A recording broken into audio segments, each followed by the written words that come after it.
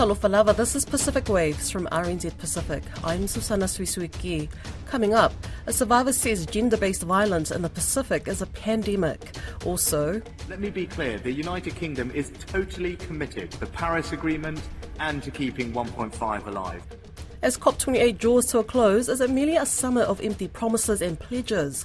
And later, a lot of our people or our women do not use the formal system for various reasons. Gender equality in the Pacific is seen as slow to come. A gender-based violence survivor in Papua New Guinea says Pacific governments have a lot to prove in the fight against violence. The UN's annual international campaign against gender-based violence ended on December 10th on Human Rights Day. According to the New Zealand Council for International Development, the Pacific region has one of the highest recorded rates of violence against women and girls globally, with 2 out of 3 women subjected to physical and or sexual violence in their lifetime. Hena Joku, a freelance journalist and gender-based violence advocate, told Lydia Lewis it's an issue that is rampant in PNG. This is an issue that's worldwide, but for a lot of us, a lot of the conversation is always hidden behind culture. It is not cultural, and that's why, because of that cultural attachment to it, it's a taboo topic. And so people still look at it as a domestic issue and a marital issue, and so having the conversation openly, it's still not happening enough. So what will these changes do? I think it's going to, it will force the governments to realize how much of a pandemic it is, as much as climate change is and the other issues that we are facing, like for Papua New Guinea specifically. And I think each of our Pacific countries, to a degree, if you can just tackle gender-based violence by default, you will automatically be addressing the other issues that come with it. And we need to be celebrating our culture, not attaching it, to GBV. Our ancestors and forefathers didn't live like this. And I think when the incidents used to happen previously, it was something that was addressed by the village or by the community. Whereas now a lot of the focus is, I see, on intimate partner violence. I've been here only 7 days and I've had 4 cases I've had to communicate with back in PNG, people needing help. And, basics, and it's that access to information again. I think that's the simplest thing. And so somebody called to say, hey, how do I go to FSBU and report something? How do I get my niece the help she needs because she's 19? And I've just found this out. I live in Australia. She's in Papua New Guinea. So it is so critical to keep sharing the networks and information that we have, because the process is basic in going to the police station with the enforcement bit, in how it's going to go into the judiciary space, committal court, going on to national court. And so if we as a region really just face and accept that it is a pandemic, and together, okay, what's going to work? And I think this, this revitalization of this declaration is so critical at this time, because this issue and not having the equal representation at forum level as well, can our leaders make sure this issue is something that is prioritized, and we're not going to wait another couple of years again. And I think by revitalizing it, we're going to hold each other accountable and then set maybe smaller measures on what have we achieved after a year or what have we achieved after 2. Because when you look at things as a whole, and we look at the whole 2050 strategy, some of these leaders may not be here. And so it is so important to make sure our young people, our youth space, are understanding what this is all about, because they're going to carry on the conversations. It's exciting that, we have these 3 youth voices here with us right now for this. So while we're all focused with the mainstream media and using our online platforms, they're focused on just the youth space.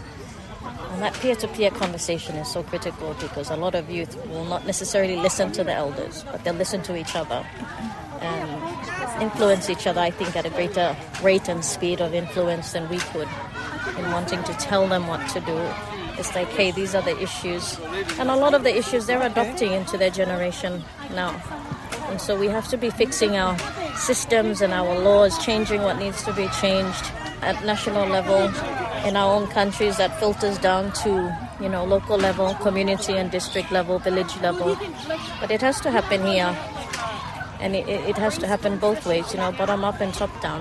Why is this so important to you? You don't have to say if you don't want to, but I would like to give you the opportunity if you would like to. So speaking out and being a voice against violence that's happening to women and girls is because of my own personal journey. That's taken me 5 years to get a successful conviction. I'm not sure of the stats specifically, but I think it is one of the few cases in Papua New Guinea where we've had a successful rape conviction without any medical evidence. And it was based on my statement alone, which was very detailed. And that's another thing I advocate openly on, is down to those little basics in writing that statement. That document is what the police will use for an investigation and what a police prosecutor is going to use to represent you at committal court. And if your statement is not strong enough, if it has not captured the gravity of the assault and the situation and what happened to you, then the police cannot apply the appropriate charges. So the language and the details that, yes, can be traumatic to put down, it's so important to capture it so that this person can be held accountable. And so I think as a journalist and media, it was so important for me to use the platform that I have to amplify this issue, because I already saw, a gap in information getting down to the public and the access that we have to certain people and certain agencies and organizations and individuals that sit in positions of influence. We can question them, we can challenge them, and we have a better way of articulating the systems and processes in a more simpler way that the public can understand. So in doing that, from the police complaint up until the sentencing, is what I've documented via social media. Every step, every incident, every threat, every harassment, every time I had to go and update something, every time I had to follow up, every door that I've had to knock on within the judiciary or law enforcement space, I documented every step of the process, because I also wanted to give back to the government my case in its entirety and say, these are your gaps, these are the loopholes, fix it. Because it is ridiculous to think that women and girls, even male victims of violence, have to go through a process that takes this long just to get justice. The 2023 United Nations Climate Change Conference is coming to an end in Dubai after 2 weeks of speeches, discussions and pledges by world leaders to address the climate crisis. The consensus among all delegates was an urgent need to lower fossil fuel emissions. However, this year's conference saw some high-profile delegates criticize the influence of the fossil fuel industry and the reality of reaching fossil fuel emissions reduction targets. Fino Fonua has more. It seems to us in the Pacific that we have not done enough. We are sinking. The cyclones are getting more severe. Fiji's Prime Minister Sitiveni Rabuka was among the many small island state leaders who called on developing nations to lower fossil fuel emissions. The last decade has been particularly worrisome for Pacific Island nations who have seen a dramatic increase in the frequency of cyclones. Commonwealth Secretary-General Patricia Scotland is among leaders who have backed calls by Pacific Island nations. The Secretary-General says the recent spate of cyclones that devastated Vanuatu is a clear sign of a climate crisis. They had 2 cyclones within the space of 48 hours, and now they've been struck by a 3rd cyclone. Many people are saying that the 1.5 degree is now on life support. So there's never been a more important time for us to be here at COP, trying to make sure the world realizes that what's happening to our small islands today is what will happen to them tomorrow. Let me be clear, the United Kingdom is totally committed to net zero, the Paris Agreement, and to keeping 1.5 alive. That's why we've decarbonised faster than any other major economy. British Prime Minister Rishi Sunak was among the leaders of various global powers who pledged to increase funding in climate action.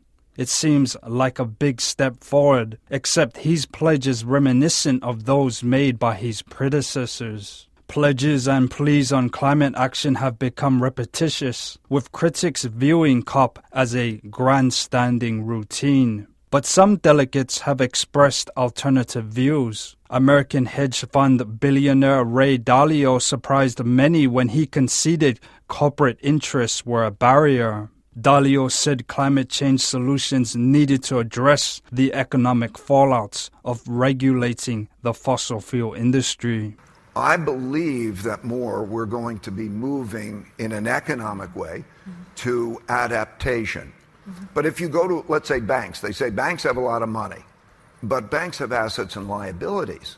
And if they don't receive or give their depositors or those who are putting money with them an adequate amount of return, they won't have any money. So you still have to have the return component of that. What happens is self-interest is a great motivator when you have that. Other industry delegates have been more defensive, such as the United Arab Emirates Special Envoy for Climate Change, Sultan Al-Jaber, who just so happens to be the president for this year's COP. He came under fire just days after the conference started when he reportedly told former Irish President Mary Robinson that there was no science to support that phasing out fossil fuels would keep global warming under a critical threshold.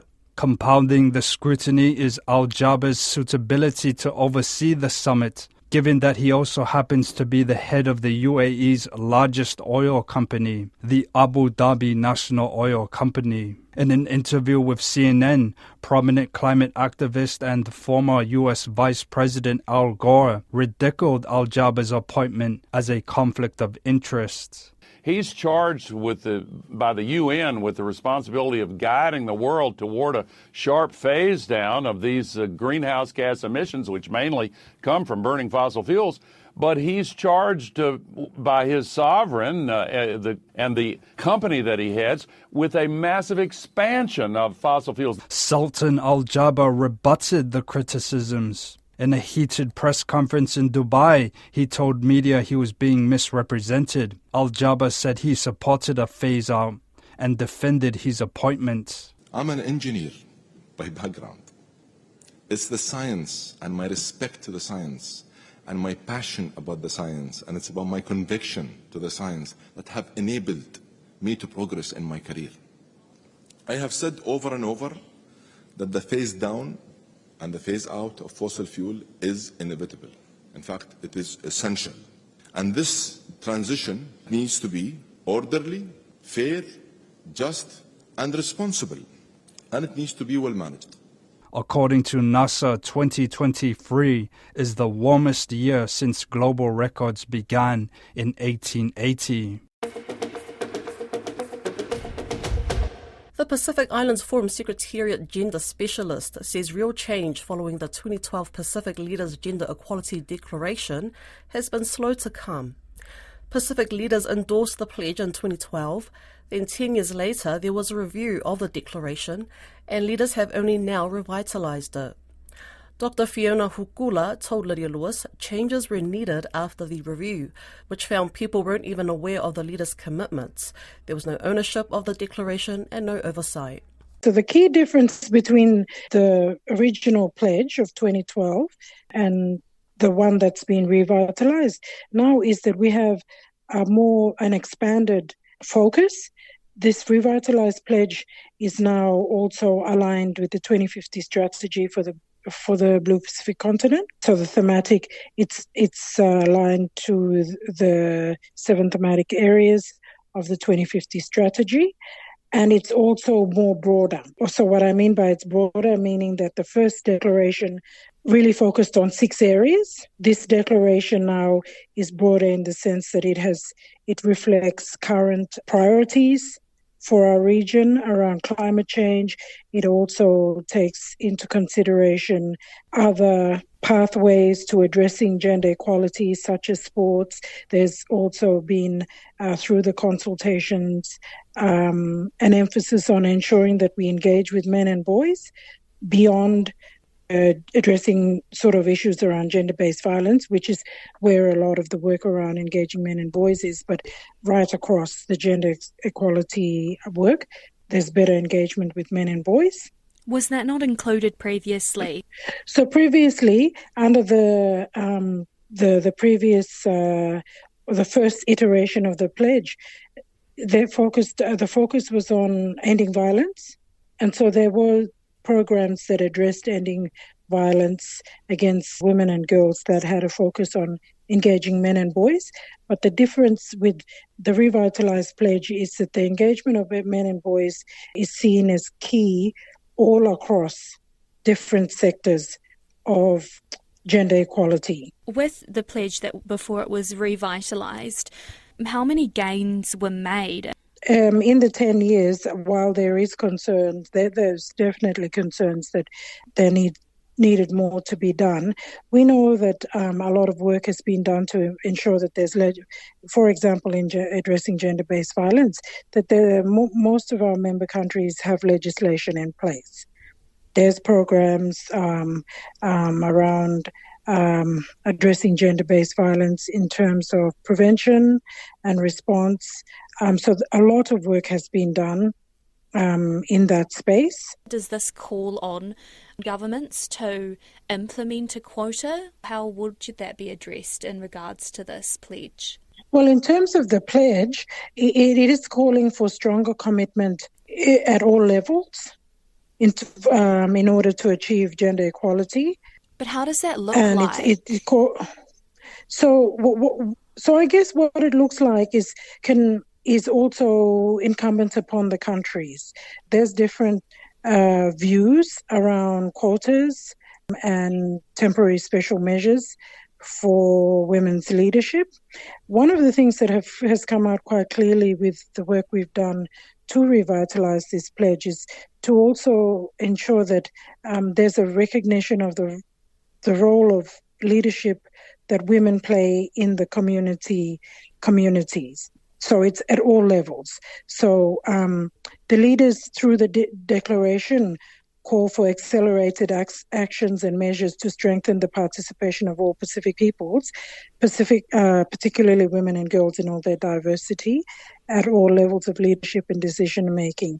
So that call is the pledge call to action for member countries to implement or strengthen pathways for women's leadership at all levels. So how could they do that? Could you give me some example of legislative changes? Well, there's already work in various countries around thinking about these issues and how to get more women in political leadership. There's some countries that have subnational level quotas for women. In Papua New Guinea, the autonomous region of Bougainville has 3 seats for women. There's also at the Motu Koita, which is the local level government, seats for women. So at different levels, there's different bits of work going on in different countries. Is that, for example, Bougainville with the 3 seats, are they taking the lead here? Do you hope that Papua New Guinea will implement a similar measure? Well, there has been discussions in Papua New Guinea around this for many years. I think we can see that from the Bougainville experience that it has been useful for them in particular. But I think one of the things that we need to also be very mindful of is, of course, all across the region, our countries work in different cultural and social environments in the way that, and so that in itself has an influence in the way people think about women's leadership, especially at that very high political level. That's Pacific Waves for today. To listen back, head over to rnzi.com/programs. We're also on Apple, Spotify and iHeartRadio podcasts. From myself and the RNZ Pacific team, so far so far.